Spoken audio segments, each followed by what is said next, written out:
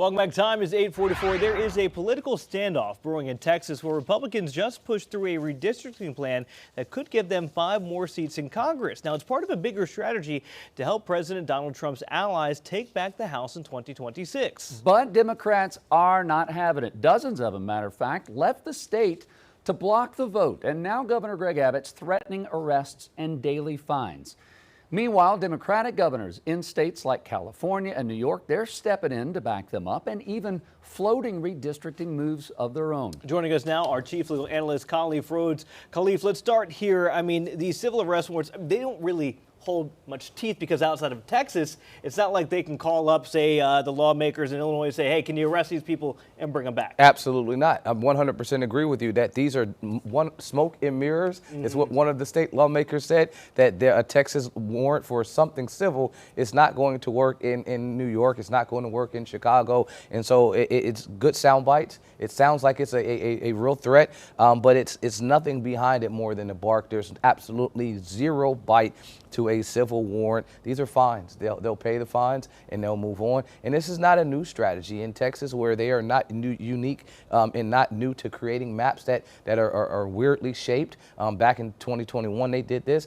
Back in 2003, they did this exact same thing. And so this is the Democratic response to what they feel like is unjust drawing of maps in their state. And a couple of things. Back in 2003, 2003, with those maps, the maps were a circle, and then they became this long river looking thing on the map. That their response was obviously litigation, but before it got to that point, and before we got to even where we're at now, it took almost 40, 50 days before the governor started making these types of threats.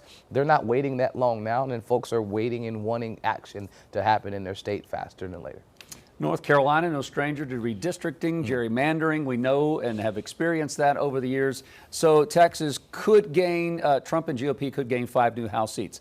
Is it legal? What's going on? And at what cost here? You can redraw district maps. The Supreme Court, as Governor Abbott said in Texas, listened to his press conference the other day. The Supreme Court has acknowledged that people are parties that are in positions of power can redraw maps to the party's advantage, and it's not illegal. However, you can't use race based on that, and you can't attempt to single out folks where their votes are now being diluted or diminished. And so this is what the Texas Democrats are saying is happening. On the other side, Abbott is just saying, no, we're attempting, and he even said to gerrymander. Then he walked that back and corrected and said, we're trying to redraw the lines. I mean, taking it back a couple of things. The maps that were done here in North Carolina, we've seen the courts have tore those apart a number of times. And so folks may say, well, why are you talking about a Texas issue when we're here in North Carolina? This is something that will affect us, not just the state of Texas. These are United States congressional maps that they're talking about redrawing. And so when you're redrawing those maps, this is how many folks are going to go to D.C. They're just going to happen to come from the state of Texas. Well, and speaking to the national implications of it, we've already seen California saying, okay, well, if Texas is going to redraw their maps and we're going to redraw ours.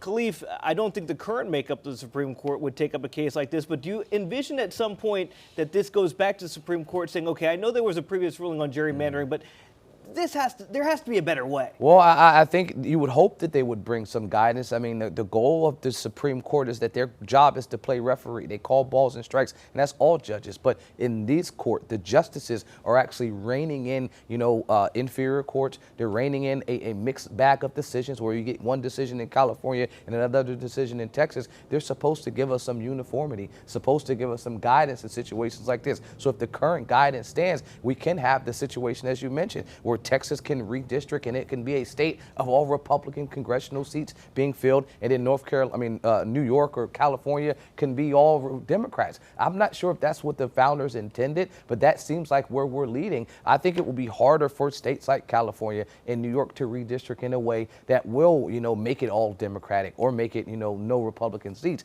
But I think that's the push the governor is saying with Governor Hochul, where she says we have to now fight fire with fire. You're setting up states to go against each other and not be united, to kind of be extremely divided.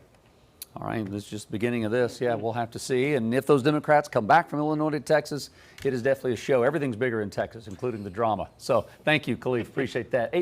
Queen City News Plus. Just search Queen City News on your smart TV's app store.